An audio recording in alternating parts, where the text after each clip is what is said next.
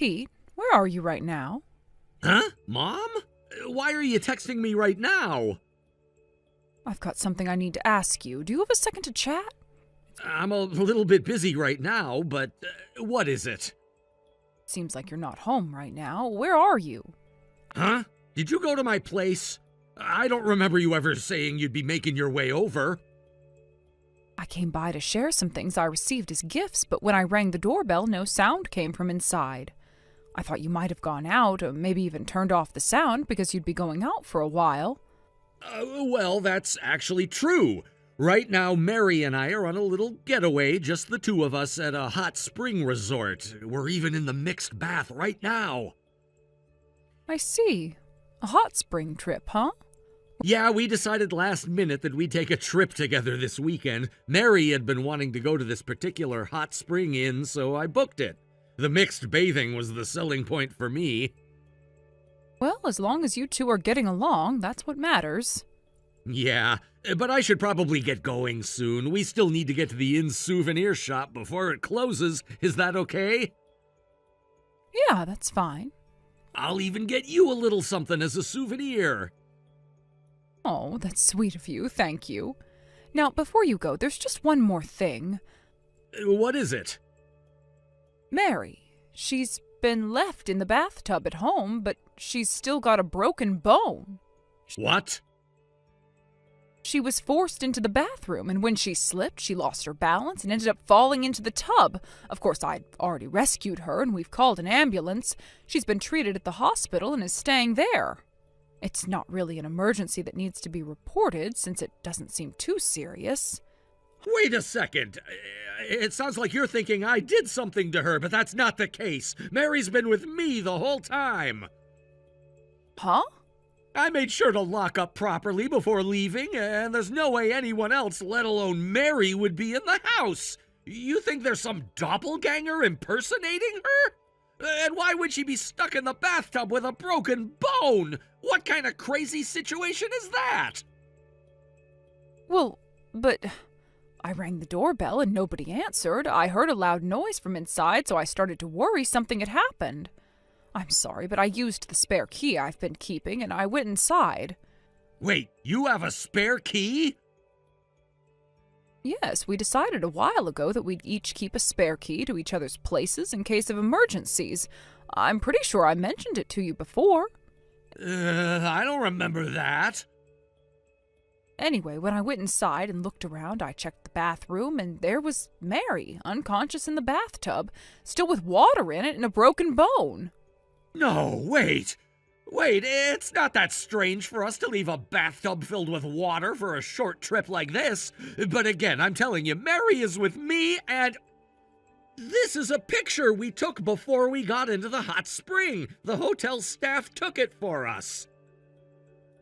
Wait, is that Mary? Oh, what is going on? Oh, wait just a second. Mary's saying she thinks that woman might be her twin sister. Her twin sister? Now that you mention it, I remember Mary talking about that when we visited for the marriage introduction. She said that her parents always favored her twin sister and that after graduating high school, she was practically kicked out of her parents' house. She hasn't been back to visit in almost 10 years. Ah, so it's kind of like they've been estranged then.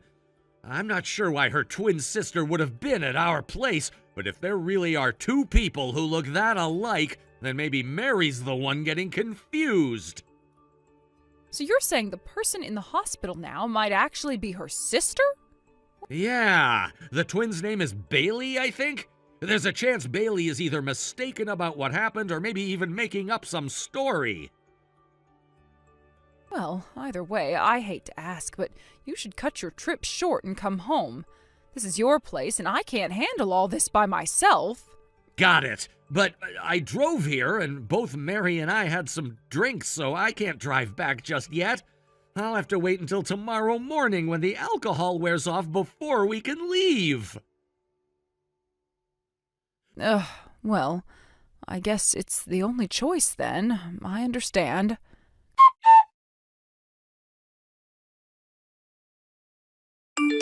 Good morning, Mary. Can you use your smartphone? Yes, Laura. My aunt, who just arrived here, is going to help me input things for you, if that's okay.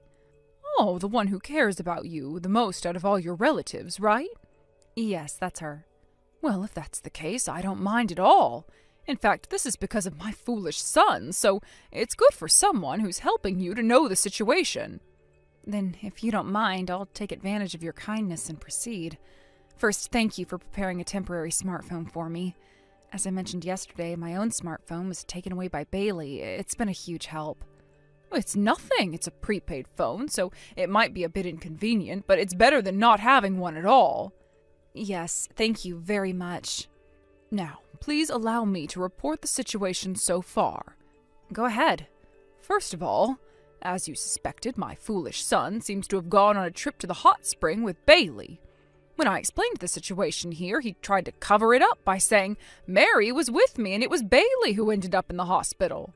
I see, so that's what happened. He even sent me a picture of the two of them taken at the inn. But even if it was just by chance, knowing how to tell the two of you apart made it backfire on him. By sending that picture, he basically proved himself that it was Bailey who was with him on the trip. I never expected that casual conversation would actually be useful. It really was just by chance, but the way I taught you to tell the two of us apart, I never mentioned it to Kiyoshi.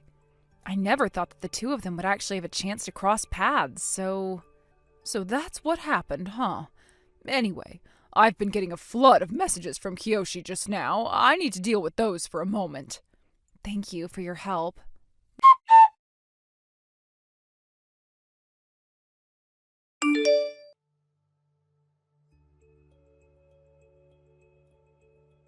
Mom!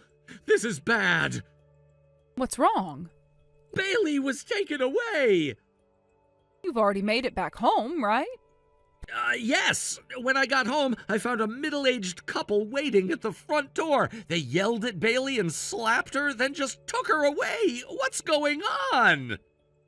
Pete, don't you feel like what you're saying is a bit contradictory? Contradictory? Who was taken away by that couple waiting for you? Bailey! Who was it that went on the trip with you? Sorry, I got flustered and mixed up the names. Oh, I can't believe I made a mistake with my wife's name. I need to calm down and think straight. It was Mary who was taken away. Pete. Hey, what am I supposed to do? You need to realize that everything's already been figured out. Let me tell you something. I know how to tell Mary and Bailey apart. What? When you two had just gotten married, I happened to have the chance to learn it from Mary. She said it was something that Bailey herself probably didn't even realize. Not many people can tell the two apart using that method. She mentioned that.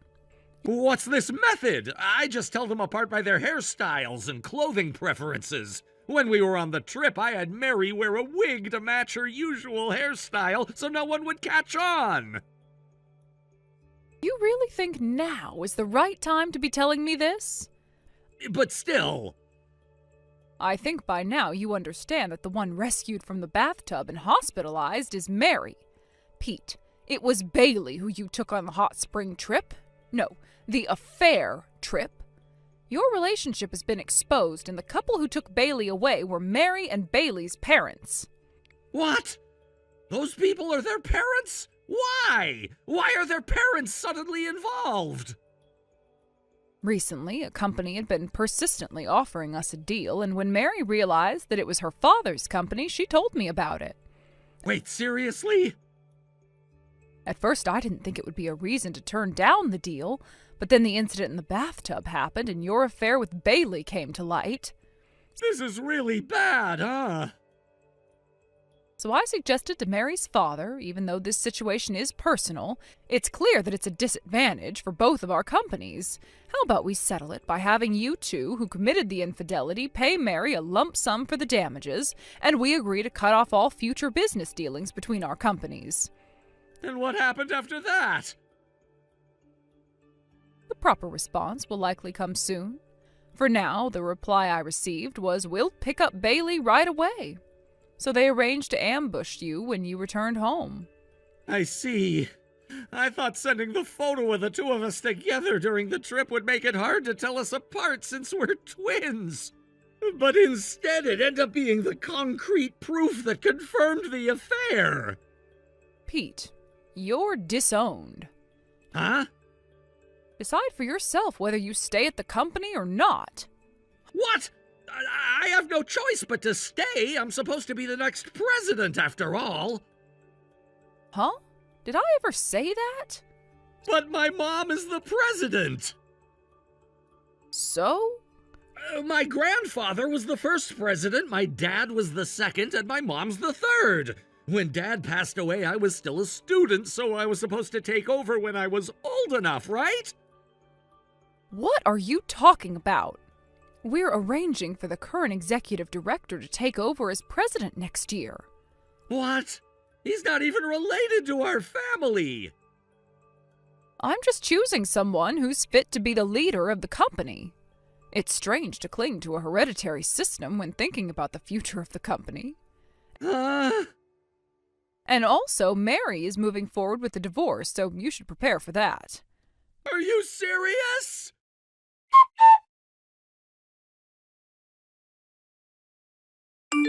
Mary, how are you feeling? I'm doing okay. It looks like I'll be able to leave the hospital in a few days. The doctors say that I'll still need crutches for a little while, but I should be able to get back to work by next month. I'm looking forward to returning to my routine, even if it's going to take some time to fully recover. That's such a relief to hear, but I want to remind you not to push yourself too hard. You've been through a lot recently, dealing with the divorce, the hospitalization, and everything else on top of that. It's understandable if you're feeling both physically and mentally exhausted. Well, you're right about that. I am tired, and things have been overwhelming at times. But I think the best thing for me right now is to get back to my normal life as quickly as possible. There's something comforting about getting back into the rhythm of daily routines, you know. I completely understand. Sometimes getting back to normal is the best thing for your recovery. Thank you so much for your concern, though. It means a lot to me that you're thinking of me. Oh, and speaking of things, there's something I should probably mention to you. What is it? It seems your father has been removed from his position as company president. Wait, really? That's unexpected. Yeah, it turns out that the business deal with us was a huge opportunity for the company, a make-or-break mission that would determine their future. However, when the president's daughter messed things up, the people in the company started demanding that he be held accountable. The situation ended with your father being removed from his role as president. It's a bit of a mess right now. Oh, I see. Well, that's quite the turn of events. Well, to be honest, I had rejected that deal multiple times, even before all the chaos started. But I can imagine that your father was shocked. Yeah, I can only imagine. It must have been a huge shock for him, especially considering how things unfolded. He probably never anticipated that the daughter he's estranged from would be married to the son of the very company president they were negotiating with. And to top it off, that his youngest daughter would try to steal his wife's husband. It must have been a lot for him to process. Well, about that, it seems like my sister and Pete met by sheer coincidence. But as they spent more time together, Pete eventually revealed that he was the son of the company president and that his wife was my twin sister. At some point, my sister realized who he was, and knowing what had been going on, decided to invite Pete to join her. The misunderstanding where Pete was thought to be the next president was simply an error in judgment on their part. It wasn't intentional. And that's not just Pete's fault either. Honestly, where did we go wrong with how he was raised? I feel like I've caused you nothing but trouble, and I'm sorry. It's all been a mess, and I regret it. No, you don't have to apologize. It's not your fault. My family has caused you trouble, and I want to apologize for that. I know it hasn't been easy on you either. You know what? Once you're out of the hospital, how about we go out for a meal together? It doesn't matter that we're no longer mother-in-law and daughter-in-law, but the relationship we've built in the company is still important. I really don't want things to be awkward or tense between us. You're someone I've come to rely on, and I don't want to let anything damage that. Thank you. That really makes me happy to hear. I'm relieved that you're still willing to work together despite everything. I've always appreciated your support, and I look forward to continuing our professional relationship. Of course, and I'm sure we'll both be able to keep our personal and professional lives separate without letting anything interfere. I've always trusted you, and I hope we can move forward without any more complications."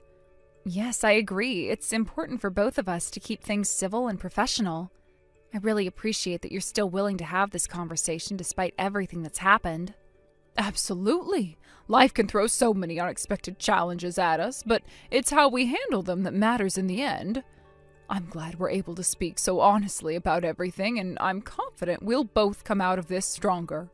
I completely agree. I've learned a lot from this experience, and I know we both want what's best for the future. Let's continue to support each other moving forward. I'm glad we see eye to eye on this. Thank you for being understanding and willing to put everything behind us. I'm sure things will work out for the best. You're welcome. Let's move forward with positivity and focus on the future. I'm looking forward to continuing our work together. Likewise, thank you again for your understanding and for taking the time to speak with me. I really appreciate everything. Of course, it's the least I can do. Let's keep working together and make sure that everything gets back on track.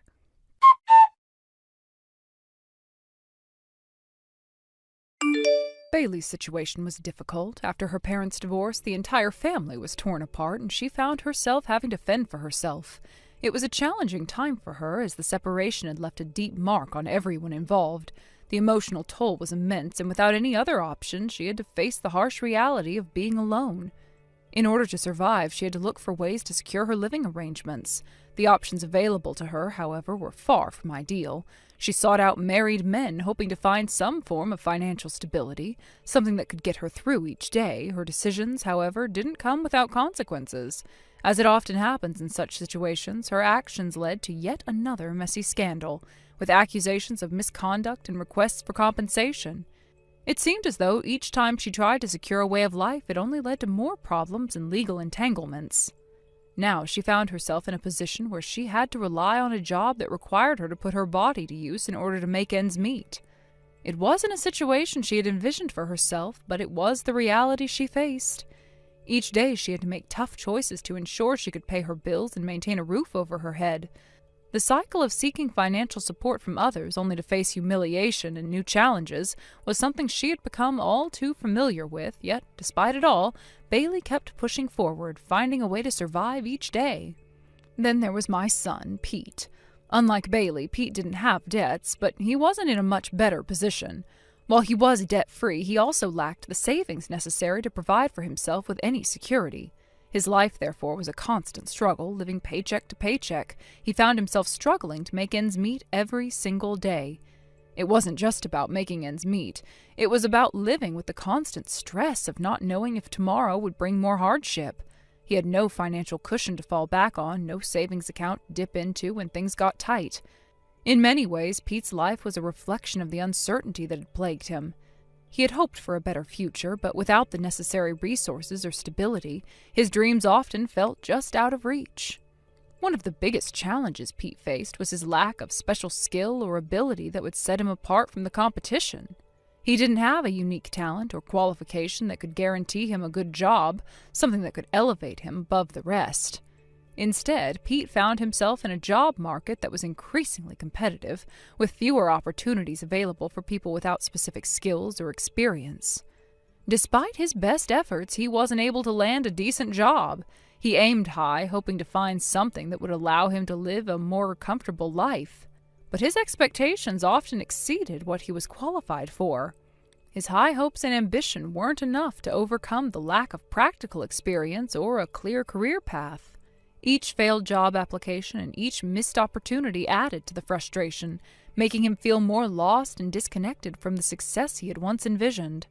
Now Pete's life had come down to day labor. It wasn't glamorous, and it certainly wasn't the dream he had for himself, but it was the reality he had to face. Every day he worked hard, barely making enough to survive. The hours were long, the work was physically demanding, and the pay was minimal. Yet it was the one thing that kept him afloat. With each passing day, he pushed himself to keep going, to find a way to keep surviving. The stress of living paycheck to paycheck was unrelenting. It seemed as though no matter how hard he worked, there was always something that drained him. Whether it was the rising cost of living, the uncertainty of his future, or the constant pressure to do more with less. The struggles of both Bailey and Pete were a reminder of how quickly life could spiral out of control. What seemed like a simple issue, whether it was a bad decision, a missed opportunity, or an inability to plan for the future, could quickly lead to a chain of events that altered the course of someone's life. For Bailey, it was a series of poor choices that left her in a precarious situation, relying on relationships with married men and eventually ending up in a job she never imagined. For Pete, it was the failure to develop marketable skills and the inability to find stable employment that left him living paycheck to paycheck, always struggling to stay afloat. The weight of their struggles was overwhelming, and it seemed as though there was no easy way out. While I dealt with my own difficulties, I watched my children struggle, each in their own way, and it left me feeling conflicted. On one hand, I understood the pressures they faced and sympathized with their struggles. On the other hand, I couldn't help but feel frustration, knowing that they were not doing enough to change their situations. The choices they made led them down difficult paths, and now they were facing the consequences. It was hard to watch, especially knowing that there was only so much I could do to help. Eventually, after a period of constant turmoil, things began to settle down. The family drama and the financial struggles seemed to have calmed, and there was a brief sense of peace. It was at this point that I made the decision to step down from my role as president of the company. I had been in charge for so long, and the responsibility had taken a toll on me. It was time for me to let go, to allow someone else to take over the reins and steer the company in a new direction. I chose to pass on the position to the executive director, someone I trusted to guide the company into the future. With the leadership transition complete, my focus shifted. I decided to focus on expanding our operations internationally, particularly in China, where we had an opportunity to establish a new base. This was a critical time for the company, and I knew that it was important for us to establish a strong presence in the Chinese market. To help me with this, I brought on Mary, who had made a remarkable recovery from her previous issues, as my assistant. Mary was a loyal and capable individual, and I knew that she would be invaluable in helping me navigate this new venture. Together we headed to China, where we would face the challenges of establishing a new business presence in a foreign market. The road ahead was not easy, and there would be many obstacles to overcome, but it was an exciting time, a new beginning, a fresh start, and a chance to make a lasting impact. As I reflected on the journey that had brought me to this point, I couldn't help but feel a sense of anticipation for what was to come. I had faced my own struggles and had watched my children face theirs. But now it was time to focus on the future, on new opportunities, and on building something that would make a difference. In many ways, this new chapter felt like a chance for redemption. It was a chance to rebuild, to create something meaningful, and to find success in a new environment. With Mary by my side and a renewed sense of purpose, I was ready to take on the challenges ahead. I knew it wouldn't be easy, but I was determined to make it work. After everything that had happened, I was ready to embrace the new opportunities that lay before me, knowing that this was my chance to make a fresh start. Huh? Why are you two here? I don't remember sending you an invitation, did I? This is my brother's housewarming party, so of course my mother and I are here. We don't need an invitation. We have every right to attend, especially considering that we already spoke with him and everything about it. Oh, really? Well, just to remind you, this is also my house, okay? I really don't want uninvited guests just waltzing in here like they own the place. I mean, I was genuinely shocked when I saw you on the intercom screen. Regardless, my brother will welcome us warmly, so it's not really an issue, is it? There's nothing for you to worry about. Can we move past this now? What's with that tone of yours, acting all high and mighty like that? Let me tell you something. Even if Dan welcomes you with open arms, this house is not the kind of place for people like you, poor and unrefined. Excuse me? I'd like some clarification on what you mean by that. Just take a good look around. This house is what you'd call a mansion, right? It's not something you'll ever experience in your lifetime. Someone like you who spends all day doing manual labor wouldn't even dream of living in a place like this. Do you disagree? Whether this house is a mansion or not isn't the point. What matters is that this is my brother's home, so I have every reason to visit. I don't need to justify myself to you. Let me make something clear. Dan is an extraordinarily successful man. And then there's you. Compared to him, you're just a low-income, uneducated nobody. Honestly, with such a disparity between the two of you, it's as though the blood ties between you have been severed. What exactly are you trying to imply here? Are you saying something about our relationship as siblings? I'm saying that when there is a big gap between siblings, it's only natural that the connection fades. In fact, I'd say the difference between Dan and you is so vast, it's like the two of you aren't even related anymore. I don't think it's up to you to decide something like that. Blood ties don't just vanish because you feel like they should. Oh, come on, don't take it so seriously. I was obviously joking, okay? It's just that people like you, who live paycheck to paycheck, don't seem to understand humor. Right, if you're done with your so-called humor, I'd like to go inside and see my brother now. Could you please let us in? Oh, fine. If you insist on being here, I won't stop you. Go ahead and come in. I'll unlock the door for you. Thank you. I appreciate it.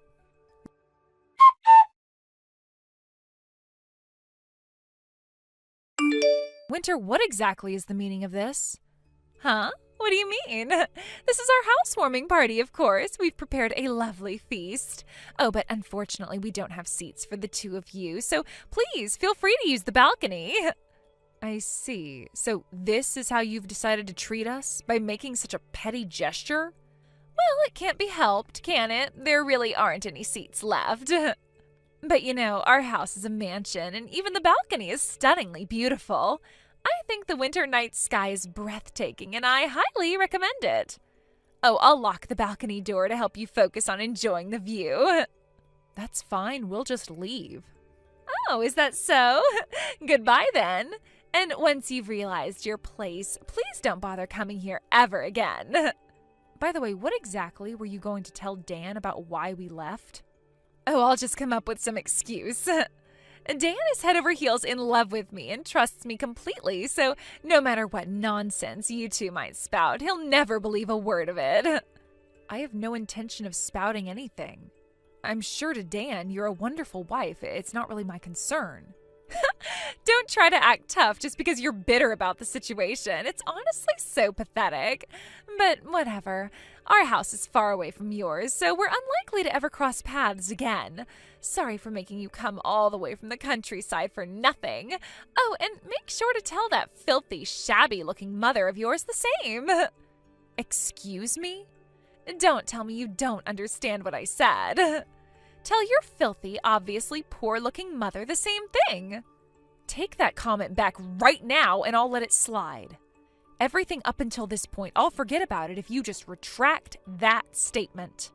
Huh? What on earth are you suddenly saying? Why are you acting all high and mighty? Apologize and take back what you said. That's all it will take to resolve this. Why on earth would I apologize? Are you stupid? If I apologized to someone as lowly as you, my very soul would rot away. So you're refusing to apologize? Got it. Well then, don't say I didn't warn you.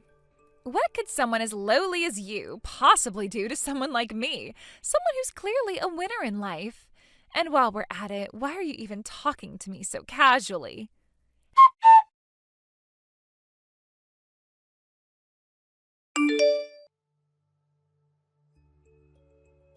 Hey, pick up the phone already. I have been calling you over and over again. Oh, sorry, I didn't hear it ringing. The noise around here is kind of loud right now. Wait, what? 300 calls? That's insane. No, this is way beyond insane. This is your doing, isn't it? What exactly are you talking about? Don't play dumb. I'm talking about you smashing the front of the house with heavy machinery. I can see it plain as day from the balcony. And what's worse, you're using your phone while operating that thing? Well, when you put it that way, I guess you're right. All right, then. I'll stop answering your calls. Wait, no! Hold on! Okay, fine. Just stop with the heavy machinery already. For the record, I'm sitting in the passenger seat right now. I'm not the one driving, so you can relax. Do you seriously think you can get away with something like this? This isn't some joke you can just laugh off. Oh, don't worry, I have no intention of treating this as a joke. What the... I don't even know what to say to that. What the hell is wrong with you? You know what, forget it. Put your mother on the phone. I need to talk to her. You could at least call her mother-in-law since she's also your husband's mom. Why not just come here in person? You only have to step outside your house after all. Like I'd risk leaving the house when someone is outside smashing it up with heavy machinery. Who knows what you'd do next? And if you manage to talk to her, then what exactly do you plan to accomplish?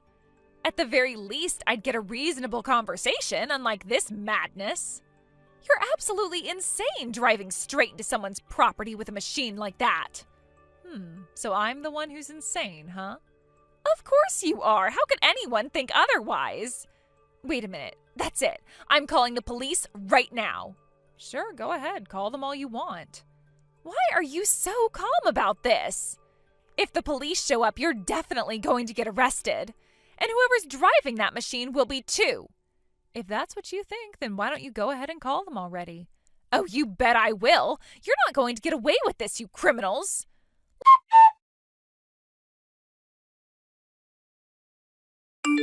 Looks like the police have arrived.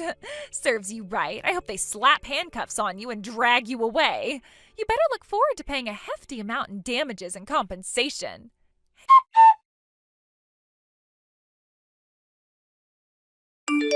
Hey, Mira, oh, it's rare for you to call me by name. What's going on? Well, after hearing so many things, I figured talking to you would be the best option. You're just doing whatever Dan and your mother tell you, right? It's clear that they control you, and it's not like you're doing anything outside of that. No, it was me who arranged for the heavy machinery, and it was me who said we should destroy the house. Dan has money, and he doesn't even want to look at this house anymore. He's finally come around to my way of thinking, so it's not just them pushing me. I didn't wait for anyone's permission. I took it into my hands and made sure we'd get the job done. I see. So you're just as crazy as everyone else. Fine. Let me talk to Dan then. He's not answering his phone. Maybe I can get him to listen to me and calm down. He's been avoiding me, and this whole situation is escalating way too far. Dan isn't in a state to talk right now. Honestly, it's not going to help to talk to him. He's not the one calling the shots here. So he's in shock, huh? He must be devastated after everything that happened with me. I get it. It's obvious from how he reacted before. I didn't think it would come to this, but now I see how deeply this has affected him. No, actually, he's jumping for joy as he watches the gate get torn down. He's thrilled, honestly. It's like a weight's been lifted off of him watching this house fall apart. It seems like he finds satisfaction in destroying something that was supposed to be perfect, something that he worked hard for. What? It seems like he gets some satisfaction from watching something that's newly built get destroyed. The whole thing just seems to be an outlet for him. Maybe it's a way of letting off steam after everything else that's been building up. Honestly, it's surprising, but also it's not the worst thing to happen right now. I see. So I've ended up marrying into a completely dysfunctional family. It's so messed up, all of this. Every single thing we're doing now is way beyond normal. It's so much worse than I ever imagined. How did I get myself into this mess? It wouldn't matter if it were us or anyone else. If you were involved with anyone, this is how it would turn out. This is the result of your own choices. If you had listened and stopped acting out of line, none of this would have happened. But here we are, and I'm not the one to blame. No way! I am the only one in the world experiencing this situation. And it's all your fault for starting this mess with the heavy machinery to destroy the house. You're the one who took it this far. You gave the order, and now everything is spiraling out of control. You have ruined everything. I was just thinking about walking into the house with a wooden sword and giving you a good beating. Would that have been better? You want a fight? You got one. I was so ready to take matters into my own hands before things got really out of hand. Wait, anyone who insults my mother, I don't plan on letting them walk away unharmed. You're not going to get away with this. If you think you can just do whatever you want and get away with it, think again. I've had enough. Wait, what? You're just joking, right? I am dead serious. But you know, my mom said the pain from a punch will fade in a few days, so it's boring. So I decided to destroy the thing you cared about most. You've been flaunting this house in front of us for so long, haven't you? It's the perfect way to hurt you. If you can't learn your lesson from this, then nothing else will get through to you. Your way of thinking is so messed up. And on top of that, once you lose Dan's trust, you'll have nothing left. A little injury can heal with time, but the things you lose, no matter how much time passes, you can't get those back. You've already lost so much, and this is just the beginning of what's coming. Did I do something so terrible to deserve this kind of punishment? I just mocked you a little, didn't I? It's not that bad. I don't understand how things could have gotten this out of control. I was just having fun, and now look where it's gone. This is madness. Insulting my mother in front of me is a serious crime. My mom raised me on her own, and I respect and appreciate her more than anyone else. Dan feels the same way. He owes everything to her. It was her earnings that helped him make something of himself. She worked so hard for us. Just thinking about it makes me want to cry. It's not just about what she's done for me, but for all of us. She's the reason we're here today. I get that you guys care about your mom, but honestly, she's really something else. That's exactly why I love her. When I went off the rails, my mom didn't get angry at me. Instead, she gave me a wooden sword as a gift.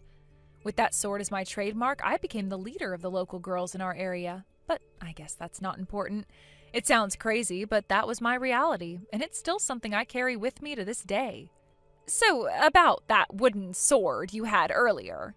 Yes, it's the one my mom gave me. By the way, I've never used it to hit anyone. I've always told myself I'll use it when I meet someone I can't forgive in life. If I come across someone who truly deserves it, I won't hesitate. I've been patient until now, but things are changing. You may just be the person who pushes me to that point. Does that mean I'm the one you're going to use it on? Where I'm from, nobody ever talked down to us. Dan's position kept me from doing anything until now, but I can't hold back anymore. You pushed me to this point, and now there is no going back. Wait, please forgive me. Please don't hit me. You don't deserve to have this sacred wooden sword swung at you. I don't want to commit any unnecessary sins either. I want to avoid violence, but you've left me with no other choice. If you don't listen to reason, this is where we end up. I'm thankful you won't hit me, but when I married Dan, I quit my job. I don't have any savings, so how am I supposed to live from now on? What do you expect me to do? I put everything on the line, and now I'm stuck. I don't know how I'm going to make it. How should I know? Why don't you try living the lowly life you've mocked for so long? Of course, someone like you probably can't handle it, though. You think you can just walk through life without consequences? This is the reality now. Deal with it. How much longer are you going to keep mocking me? Fine, I'll tell you. My dad is the president of a famous company. If I ask him, I can easily get rid of you. If your daughter is this much of a mess, then I guess your blood ties must be cut off automatically, huh? Don't you dare mock me. I'll never forgive you, Dan, or your mother. I'll make you regret trying to stand up to me, you lowlife. Oh, so that's how it's going to be. What? What did you do? What? What do you mean? Did you get locked out on the balcony? You know exactly what you did. You locked the door from behind, didn't you? Open it now. You're the one who said lowlifes should go to the balcony, right? Well, that's where you belong now, since you're about to become one.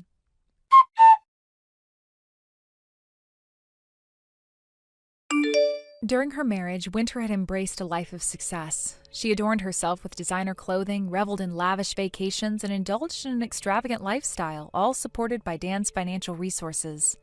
However, when the divorce severed her access to that wealth, the world began to unravel. She had no job, no personal savings, and no plan for sustaining the lifestyle she had grown accustomed to.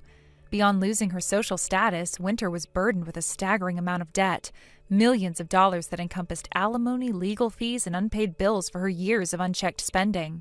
It was a sobering reality check for someone who had built her identity on wealth and appearances. Desperate for a way out of her financial turmoil, Winter turned to her parents for support. Her father, the president of a prominent and successful corporation, had the means to help, but his response was far from sympathetic. A man of discipline with high expectations, he had always instilled the importance of independence and hard work in his children. Winter, however, had ignored those values, choosing to instead rely on her own relationships, particularly her marriage, for security. Her father was not just disappointed in her predicament, but was also angered by the recklessness that had led her there. Winter's father viewed her downfall as the accumulation of years of poor choices that contradicted the principles he lived by. He had built his fortune through diligence and integrity, and seeing his daughter squander her privileges and opportunity was a deep blow to his pride.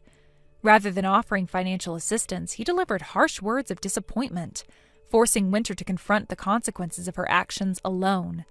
The realization that her father's support was not forthcoming was devastating, leaving her with a sense of isolation and despair. With no safety net to catch her, Winter's fall from grace was swift and unforgiving. The social circles she once dominated no longer welcomed her, and the lavish lifestyle she had flaunted was now a distant memory.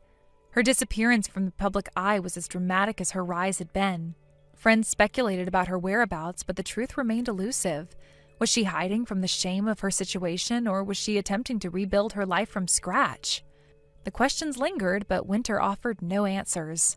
Her journey downward prompted a deeper reflection on her choices and priorities. Once Winter had looked down on those who struggled financially, believing herself untouchable. Now she found herself in the very position she had once mocked, powerless, vulnerable, and reliant on the goodwill of others. The shift in her circumstances raised poignant questions. Did she regret the decisions that led her here? Did she see the flaws in her reliance on superficial markers of success? Or did she cling to resentment, blaming others for her plight? The answers remained unclear, shrouded in the silence that surrounded her. In stark contrast, Dan's post-divorce journey took an entirely different trajectory. After enduring the public fallout of his infidelity and the subsequent legal battle, Dan chose to let go of the marital trappings that had defined his marriage to Winter. He sold the land they had once planned to use for the dream home, a grand mansion that symbolized their shared aspirations of wealth and status. For Dan, the divorce marked a turning point. He realized that the life he had built with Winter, one centered on appearances and excess, had brought him no real happiness. Dan downsized his life, moving into a modest apartment and adopting a simpler, more grounded approach to life. He abandoned the pursuit of marital wealth, focusing instead on his career and personal growth. Returning to his work as a doctor, he found renewed purpose in helping others. For Dan, the satisfaction of making a difference in his patients' lives far outweighed the fleeting pressure of luxury vacations or designer possessions. This shift in perspective allowed Dan to rebuild his life on his own terms. No longer driven by societal expectations or the need to impress others, he prioritized his well-being and professional fulfillment. While his new life lacked the glamour of his past, it offered a deeper sense of contentment and peace. Dan's journey stood as a stark contrast to Winter's struggles, highlighting the resilience and clarity that can emerge from adversity when one is willing to embrace change. I was thinking. What is it, Lauren? You ever visit your in-laws? Because I can't recall a time that you were never around for festivities. Even for, Christmas or Thanksgiving. Well, no, we don't visit our parents. Why not? Don't they ever ask you? I guess my brother never explained to you our situation with my in-laws. Sorry, I should have asked him to fill you in. I didn't mean to keep you in the dark. So, do you have any issues with them or something? Is that why you're so distant? It was actually not my decision that we ended up this way. My husband made the final call. It's been over 3 years now since we last saw them. But basically, John wasn't getting along with his parents, and when things started to fall apart between them, his parents began to bully me. It became a huge stress for the two of us, so we ended up distancing ourselves from them, which was a very sad thing to do, but it was necessary for us to remain happy. Oh, I see. So is that why John took your last name? Yeah, it is. Things got so bad that he didn't want to carry his family name anymore. We never understood why they turned out the way they did, but we just couldn't deal with them anymore. And he didn't want them to come after him, so he decided to change names. Wow, I had no idea. But I'm so jealous. Huh? What do you mean? I mean, I wish I didn't have to deal with in-laws either. I wouldn't have to deal with old people anymore. It would make my life so much easier if I could just cut ties with mine. You should feel lucky that you don't have to worry about them. Okay. Don't you think it's the biggest downfall of being married? It was for me when I married your brother. I mean, you have your own folks to worry about, right? But on top of that, you have to worry about another set of demanding old people and keeping them pleased. I mean, I'm sure you have a rough time with yours at first too. But look at you now, all worry-free. I envy you. I guess. I couldn't believe Ben when he said he wanted to live down the street from his parents when we literally married for 2 minutes before we moved here. I mean, I am glad we at least found a nice apartment, big enough and everything, but I would rather not have to deal with the in-laws. They are such a burden, you know. They're always calling me, asking for a ride, or helping them carry something.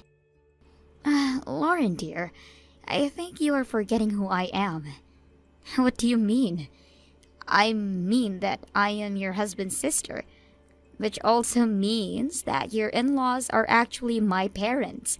Are you trying to tell me that they are being mean to you? In which case, I would help you in a heartbeat. But I don't think that this is the case right now, is it?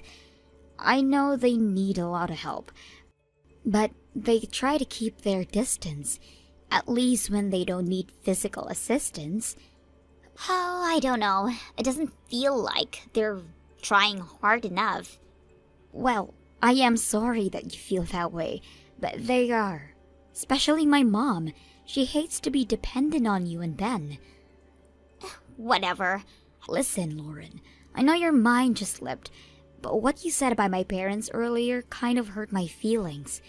So please be careful about what you say. It's never nice to hear someone talk badly about their family. I'm sure you understand.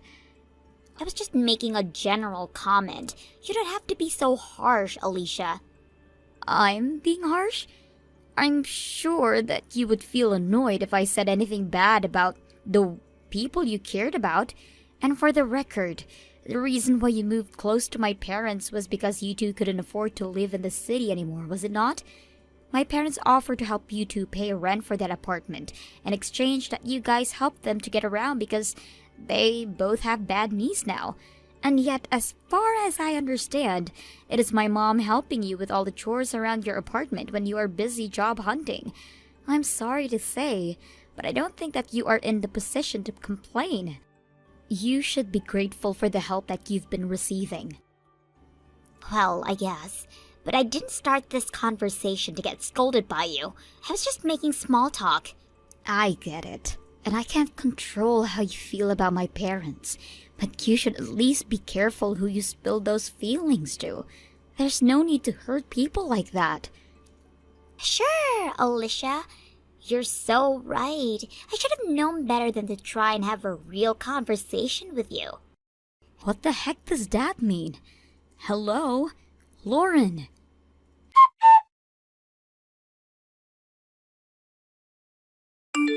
Do you have a minute, Alicia?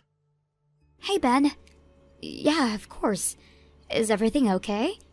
Unlike you to message me instead of just calling me. Yeah, I don't want anyone to hear me speaking to you. Oh dear. I sense something serious is going on. Kind of serious, yes? What's going on? Talk to me. Well, the thing is, and I know this is out of the blue, Lauren is claiming that Mom is being mean to her. Mean as in bullying her, apparently. What? She doesn't want to live close to them, so she wants to move out of town and go back to the city, but right now she feels that it's better that she looks for a job in this area instead of the city. So instead of us moving, she's asking that they move out of town so that she doesn't have to see her anymore. Whoa, hold your horses! She wants Mom and Dad to move from the town they've been living since we were born? I know, right? She just ambushed me with all this information. Ben, I'm sorry. I know that Lauren is your wife and you love her. But do you believe her? I mean, we are talking about her mother here. I know. I hate to not be able to believe in my wife, I really do. But I also don't think Mom is capable of being mean to anyone. I at least don't have evidence that she has been, so no, I can't just jump to a conclusion and believe everything Lauren says about Mom. I think I'm gonna have to speak to the both of them before I decide on anything. Okay, I'm glad to hear that you at least trust Mom too. You certainly should clarify the situation with the two for sure. What I need your advice on is what to ask Mom, though. I mean, I can't just go up to her and ask, "Have you been bullying my wife?" She'd be so upset if I ever asked her like that. But then again, how the hell do I even bring out a topic like that to her? Besides, I'm super busy with this project that I've been assigned to. I've barely been home, and on top of that, I'm going on a business trip in 2 days to complete a training for my new position. I have so much on my mind right now, I don't know if I can deal with everything in the right manner. It feels like my head is about to explode. Okay, I understand. It's alright, dear. Don't stress yourself out too much. Do you have any time to swing by my house tonight or tomorrow? It'll be a super quick stop, I promise. I guess I could tonight, but why? I'm gonna give you my secret weapon, brother. Come see me tonight when you can. I'm always up late anyway, so no rush. Okay, I'll call you again when I'm ready to leave work.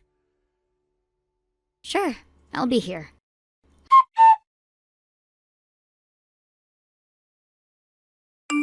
Hey, Alicia, I got it all set up. We're good to go. How long do you think I should keep it running? I let it run about a month when I used it before, but it's up to you and the content, I guess.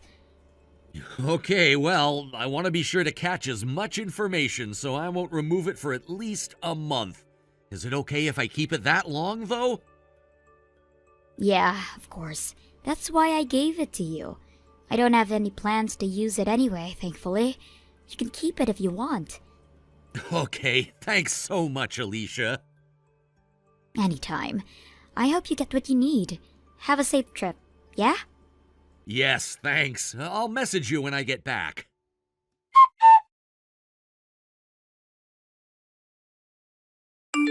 Hey, Alicia. I have a question. Hi, Lauren. What's up? Your condo, it has 3 bedrooms, right? Yeah, it is. Why do you ask? Whose name is it under? That's a weird question. It's under my husband's. Why are you asking me this? Are you interested in buying a condo? I see. A 3-bedroom for the 2 of you. So you've got plenty of space. Okay, got it. Thanks. What? Lauren, what do you need to know? Hello?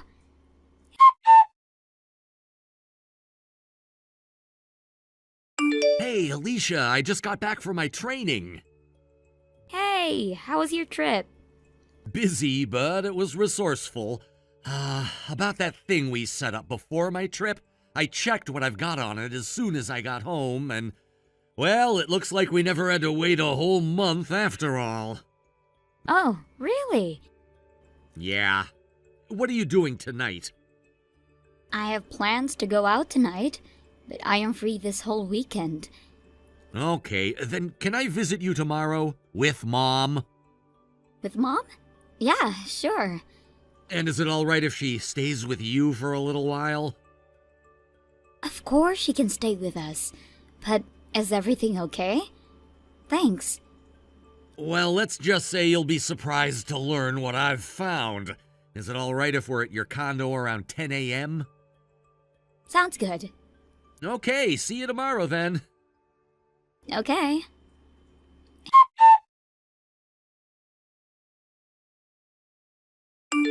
Hey, thanks for earlier, sis, and thanks for taking Mom in. I just wanted her to feel safe, you know? Hey, of course. You are doing the right thing. Don't you worry about anything here. She'll be in good hands. Are you back home now? No, I couldn't go home. I mean, I will go eventually, but I just needed some time to think about everything, so I stopped by my office. No one's here on the weekends, so it's nice and quiet. I understand. This is all very difficult to take in. I can't believe what we saw earlier. I know. But hey, I'm glad you gave me that surveillance camera to record what went on in my house, or else things could have gotten worse. I never imagined that my own wife could be so awful to my mother. I mean, it was pretty bad. I know. Who would have thought that a grown woman would lie like that?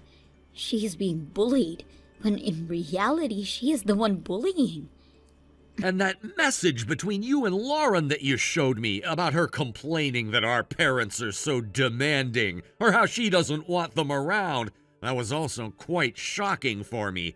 But it helps me understand the kind of person she is, so I'm glad you showed me. Yeah, I'm really sorry I had to show them to you. But after seeing that footage, it doesn't make sense to keep it from you. What did you think about them anyway? I mean, I think you're totally right. For some reason, Lauren considers in-laws to be enemies, and whatever the reason may be, it's probably why she began to bully Mom in the first place. And that short conversation about the size of your condo, it's as if she's considering where to place Mom. Yeah, that was totally random, but it makes sense now. Oh, speak of the devil. Lauren is messaging me now. I wonder what this is about. I'm going to see what she is up to. Wow, how timely of her. Okay, well, let me know when you're done exchanging messages with her. I have a few things I'd like to say as well. Got you. I'll keep you posted.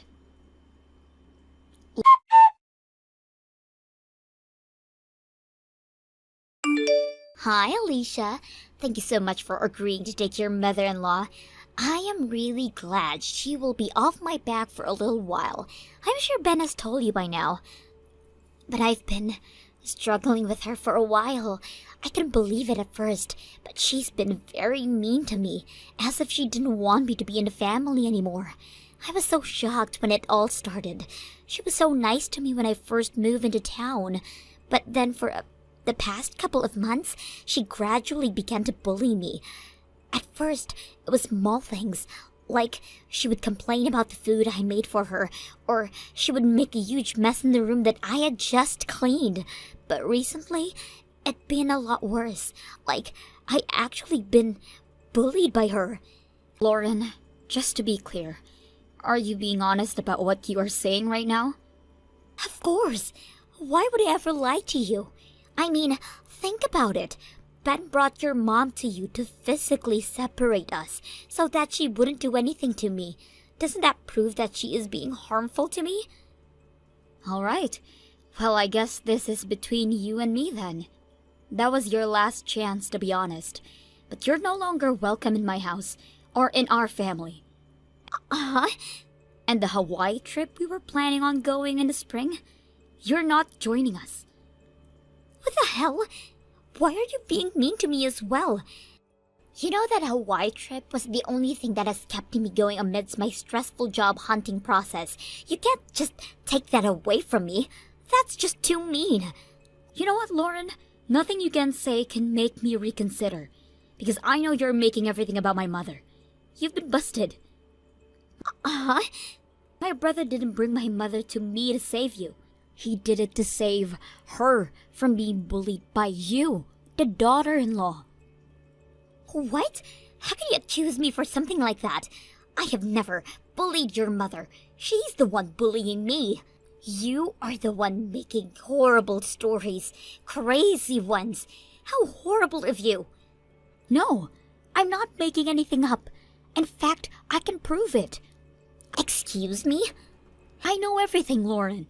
I know that the true story is that you invite my mother to dinner just so you can mess with her food.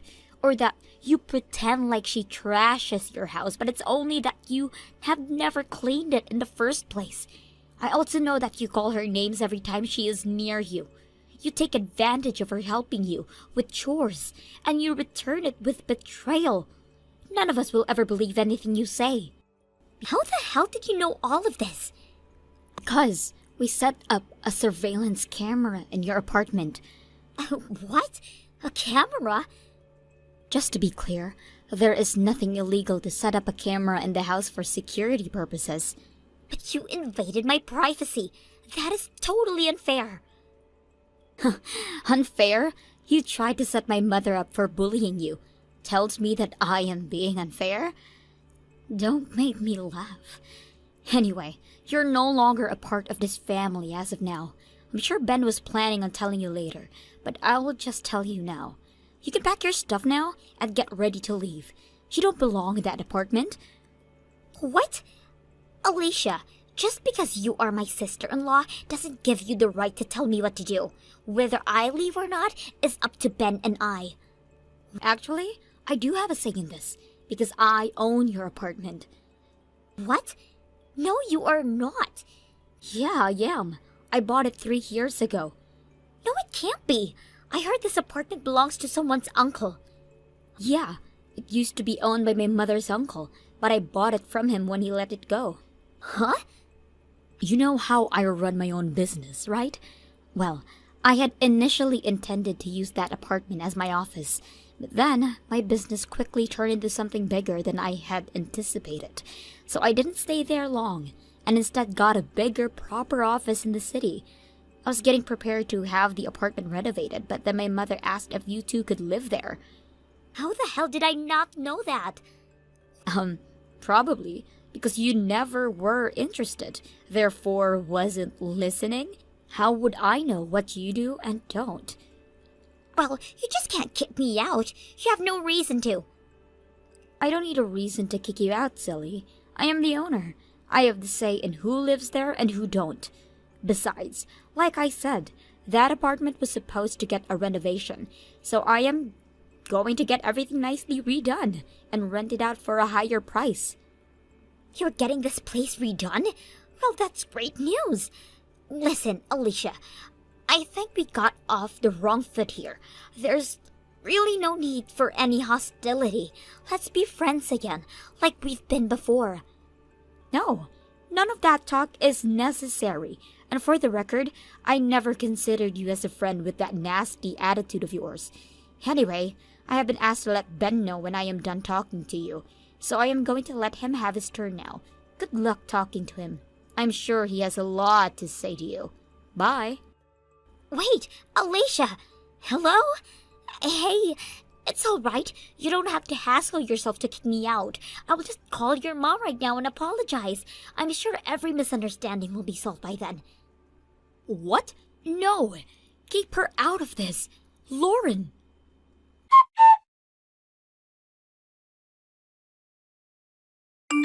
Ben, you need to stop Lauren right now. What's going on? She is frantically calling Mom, and she is trying to apologize to get herself out of trouble. Mom is terrified, so I turned off the device just now. But she can't have it turned off forever. Can you stop her now? Please. Okay, I'm on it. I'm so sorry.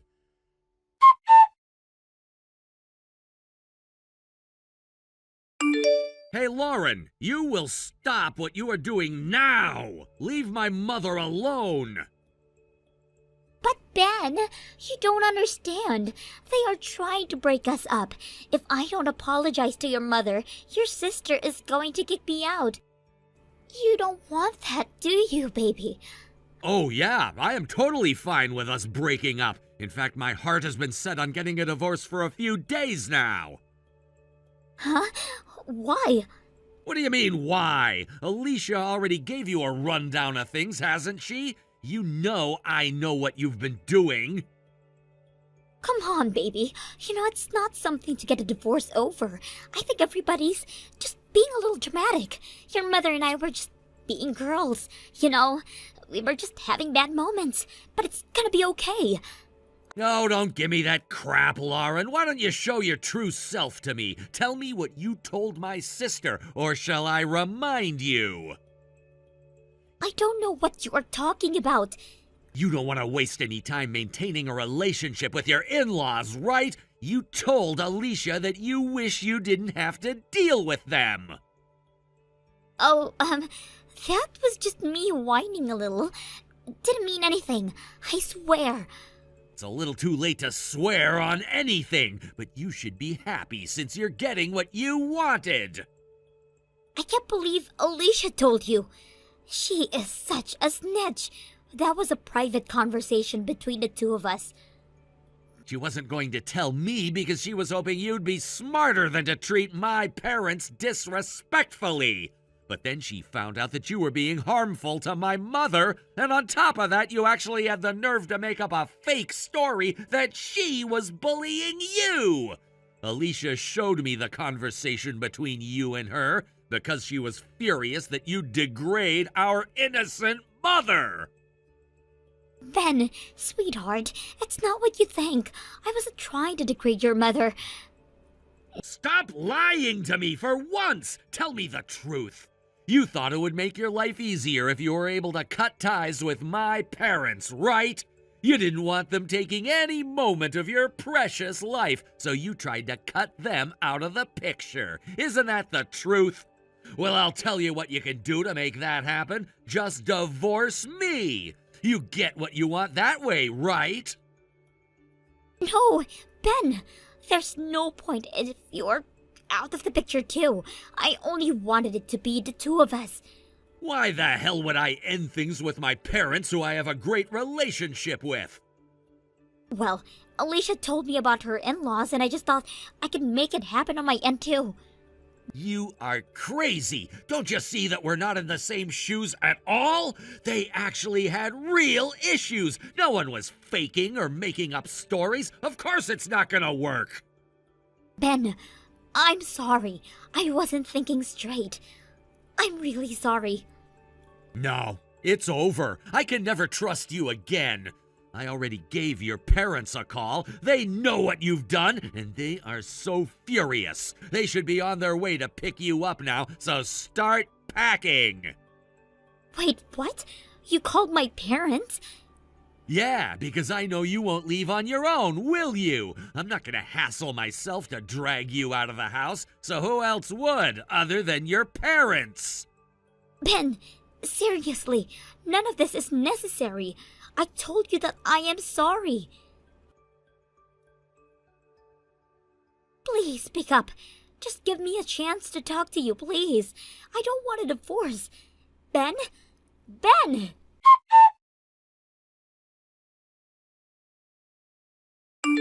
Lauren's parents arrived at her apartment soon after and dragged her out. Apparently, Lauren acted as if she was the victim and tried to get her parents to sympathize. But her father was already mad about what she had done. He coldly told her that she was an embarrassment to the family and quietly moved her and her belongings to a truck and drove away. Later on, my mother sued Lauren for emotional distress. She also asked for a compensation of her personal goods, which we later found out Lauren has been selling on the internet behind her back. To our surprise, Lauren was living off the money she made by stealing pieces from my mother's large antique collection for months. The money was spent on bags and shoes from luxury brands, and had blown up to more than $10,000. Lauren was able to pay for all the damages she caused, but had to give up every penny she had ever saved, leaving her completely broke. And without any help from her parents, she is now completely on her own. The last I heard, she is living a hard life, working a low-paying job and barely able to keep herself under a roof. Thank you for watching. Please subscribe and hit the like button. See you next time.